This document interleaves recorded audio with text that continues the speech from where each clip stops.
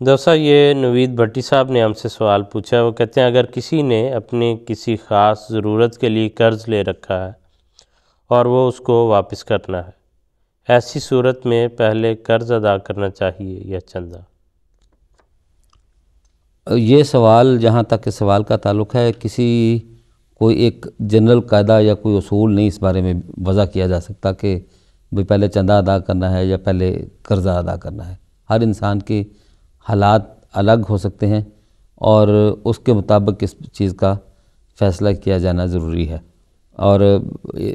تفصیلی جائزہ لے کے انسان خود بھی جائزہ لے سکتا ہے اور کسی سے جو اپنے حلقے کے صدر صاحب ہیں یا سیکٹری مال ہیں ان سے پوچھ کے اس کی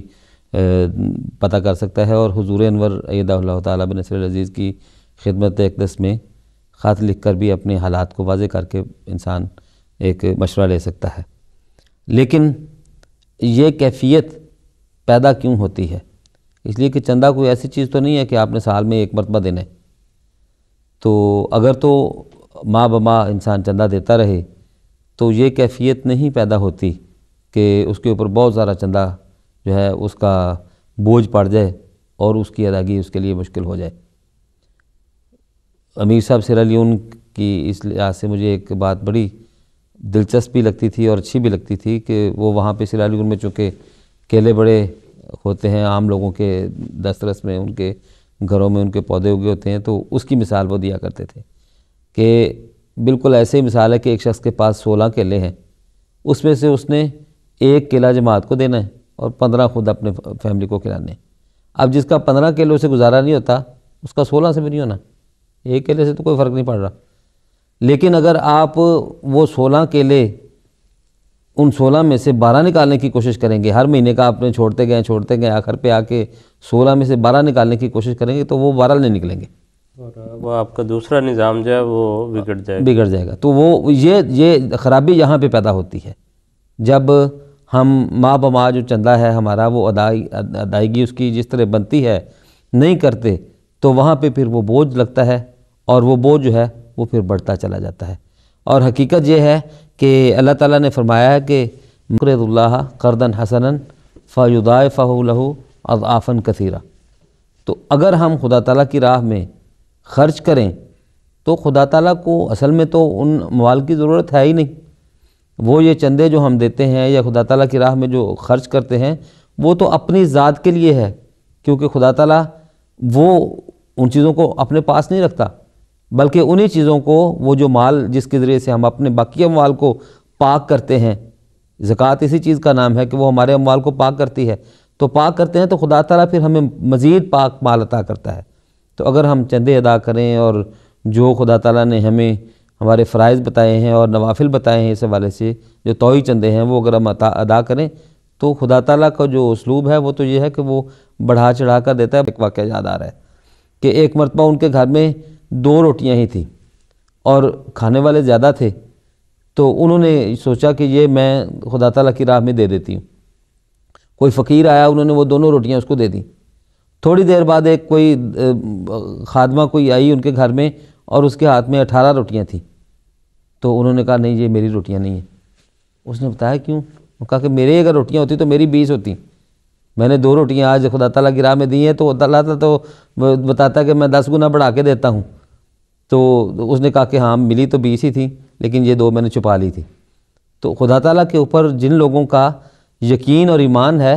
وہ اس انداز میں بھی چندہ دیتے ہیں اور خدا تعالیٰ کی راہ میں خرچ کرتے ہیں تو خدا تعالیٰ ان کو بڑھا کے دیتا ہے، پھر ان کے قرضے بھی ادا ہو جاتے ہیں، ان کے باقی جو حالات ہیں وہ بھی اللہ تعالیٰ ان کو آسانیاں ان کے لیے مہیا فرماتا چلا جاتا ہے۔ تو اس حوالے سے جو چندہ ہے یا جو خدا تعالیٰ کی راہ میں خرچ کرنا ہے وہ مال کو کم نہیں کرتا، وہ ہمیشہ مال کو بڑھاتا ہے۔ وسیم صاحب اس میں بڑی خوبصورت انہوں نے جو مثال دی، مجھے ایک واقعہ یاد آ گیا حضرت مسلم اور رضی اللہ تعالیٰ عنہ کے زمانے میں بڑی غربت تھی جماعت میں اور بڑے غریب لوگ قادیان میں آباد تھے، بعض افغانستان سے ہجرت کر کے آئے۔ ایک خاتون کا واقعہ آتا ہے کہ جب حضور نے تحریک فرمائی ایک، تو وہ آئی اور اس نے کہا کہ حضور یہ 2 روپے ہیں، یہ میرے اپنا نہیں ہے، یہ جو میں نے دوپٹہ لیا ہوا ہے یہ بھی جماعت کا دیا ہوا ہے، یہ جو میرا کرتا ہے بھی یہ جماعت کا ہے، میرے جوتے میری شلوار سب کپڑے جماعت کے ہیں، اسی میں سے جو مجھے ملتا ہے وظیفہ،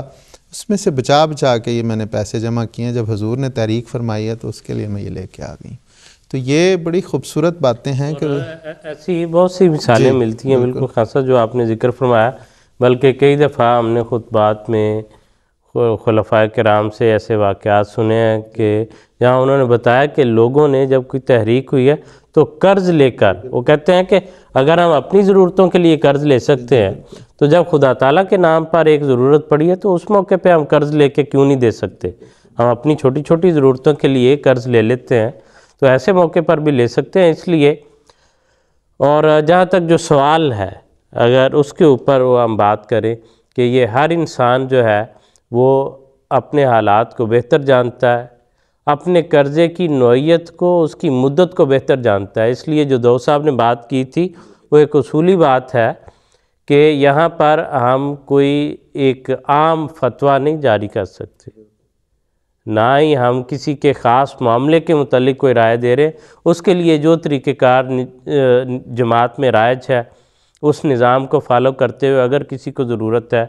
تو وہ نظام جماعت کے توسط سے حضرت خلیفۃ المسیح اید اللہ تعالیٰ بنصر العزیز کی خدمت میں لکھیں. حضور ان کے حالات کے مطابق جو ان کے لیے دینی اور دنیاوی لحاظ سے بہتر فیصلہ ہوگا یقیناً وہی صادر ہوگا اور اس میں ہی ان کے لیے برکت ہوگی. جہاں تک قرض کا تعلق ہے تو آج کے ہم جو کاروباری حالات جو ہیں وہ دیکھتے ہیں کہ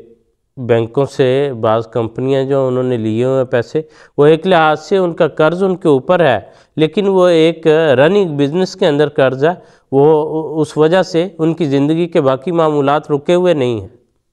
اس لیے قرضے کی نوعیت جو ہے اور اس کی ٹرمز اینڈ کنڈیشنز جو ہیں، اس کے جو معاہدے کی شرائط ہیں ان کو دیکھنا پڑے گا، ان حالات کا جائزہ لینا پڑے گا اور انسان کس قدر مجبوری میں ہے، کیا اس کے حالات ہیں، یہ اللہ تعالیٰ اس انسان کو سب سے بہتر جانتا ہے اور اس انسان کا نفس جو ہے وہ اس کو گواہی دے سکتا ہے کہ ایسے موقع پر اس کی کیا صورتحال ہے، اس کے مطابق اس کو عمل کرنا چاہیے. اور رہنمائی کے لیے ہمیں تو اللہ تعالیٰ نے ایسا فضل فرمایا کہ ہر سٹیج پر جو ہے وہ رہنمائی ہمارے اجتماعی حالات کے علاوہ ہر ایک کی انفرادی حالات کے مطابق اس کو میسر ہے. تو اس لیے اگر کسی جگہ کسی کو یہ ضرورت ہو تو جماعت کا جو طریقہ کار ہے اس کو فالو کرتے ہوئے آپ اپنے حالات کے مطابق تفصیلی جو حکم ہے، جو فتویٰ ہے، جو ارشاد ہے وہ معلوم کر سکتے ہیں، وہ حاصل کر سکتے ہیں.